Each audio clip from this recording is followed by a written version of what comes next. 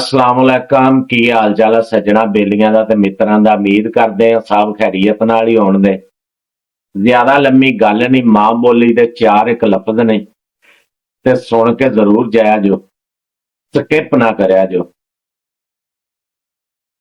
राती भी नहीं ढलदा सूरज, साडे प्यार दा बलदा सूरज, साह दे वांगू बेअतबारा पलदा चानण पलदा सूरज।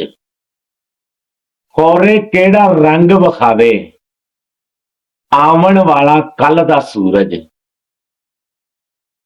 वेख के ओदे मुख दी लाली मुड़ मुड़ अखां मलदा सूरज।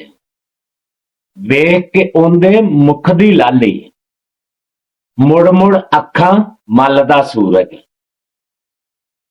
मेरे वल ए रात हनेरी सज्जणा तेरे वल दा सूरज। ओदी अख विच चानण जेड़ा, ओदी अख विच चानण जेड़ा ओदे नाल ना रलदा सूरज। मेथों बदला लैंदा अंबर खौरे केड़ी गल दा सूरज। उम्मीद आ गल सोहनी भी लगी होएगी ते चंगी भी लगी होएगी।